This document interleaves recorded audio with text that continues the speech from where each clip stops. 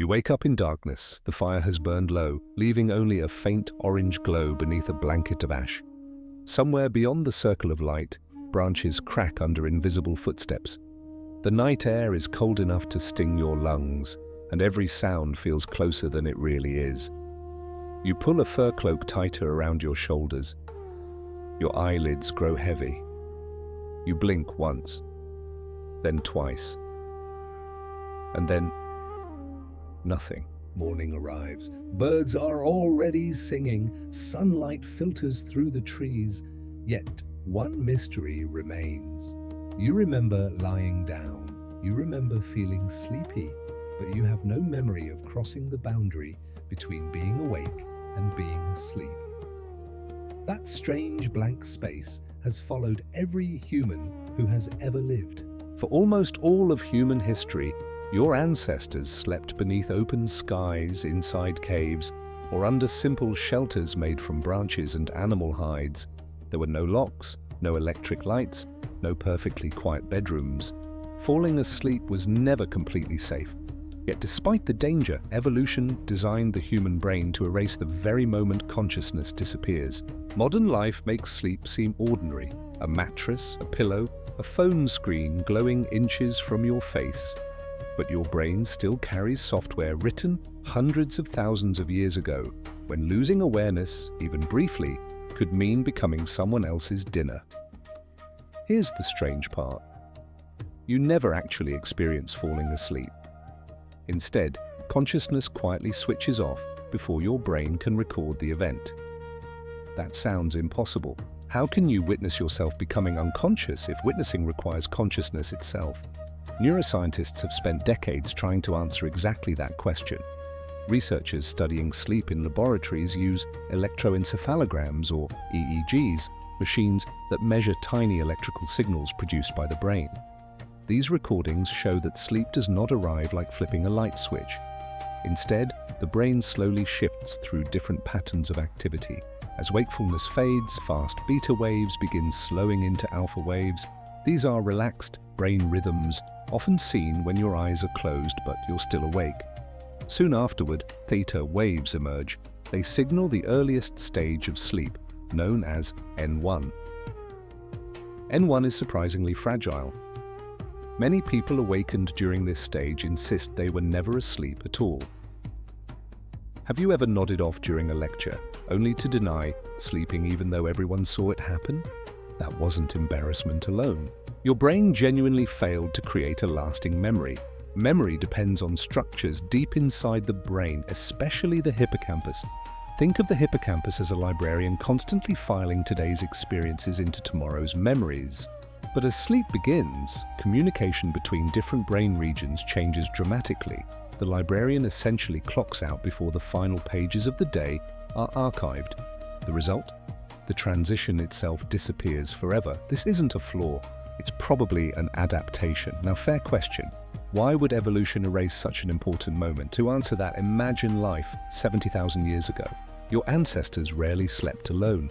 Anthropologists such as Richard Lee, who studied the Juhwanzi people of southern Africa, documented how small hunter-gatherer groups organized daily life around cooperation rather than isolation.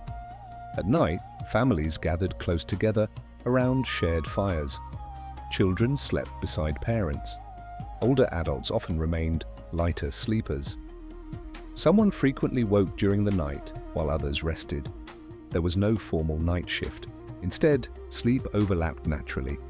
Research by anthropologist Polly Wiesner found that conversations around evening fires often continued for hours, strengthening social bonds and transmitting stories, knowledge, and traditions. Eventually, voices faded. One person drifted off, then another, then another. No signal announced the beginning of sleep. No ceremony marked the crossing. Consciousness dissolved gradually across the group. That gradual fading mattered. If the brain constantly monitored the exact instant of unconsciousness, every tiny interruption, a snapping twig, a gust of wind, a baby's cry, could repeatedly restart the process. Sleep would become slower, less efficient, and far more difficult to maintain. Instead, evolution favored something else. A system that lets awareness quietly release its grip. Your body does not surrender all at once. It negotiates. Heart rate slows, breathing becomes deeper, muscles loosen. Body temperature begins to fall. Meanwhile, another remarkable process unfolds. Special cells inside the brain increase activity in a network called the ventrolateral preoptic nucleus. The name sounds intimidating, but its job is surprisingly simple.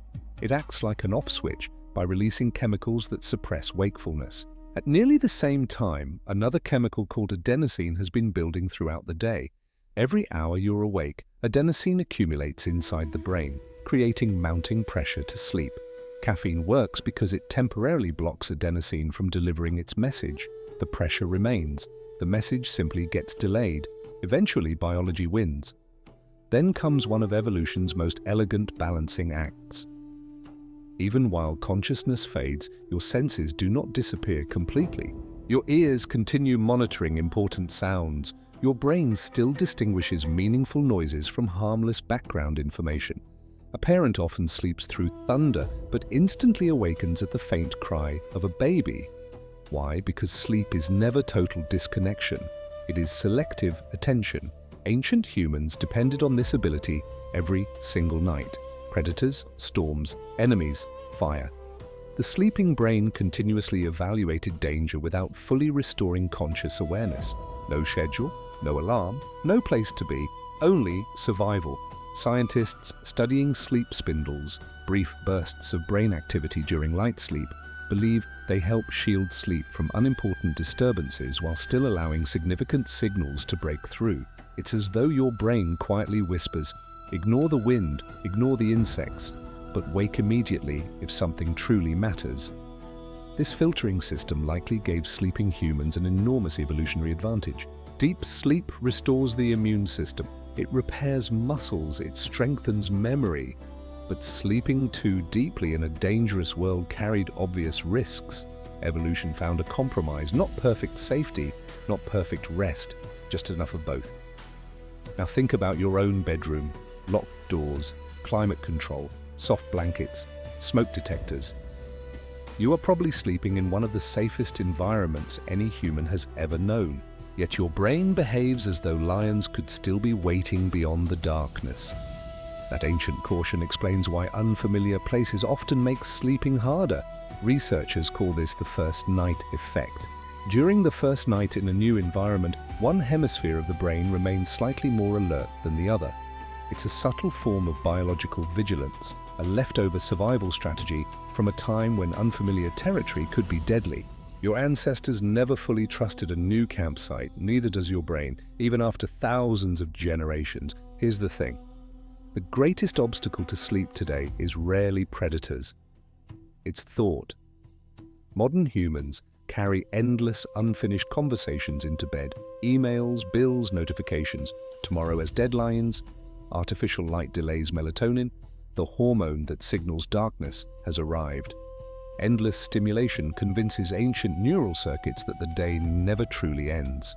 Your body waits, your brain refuses. The result is a battle evolution never prepared you to fight.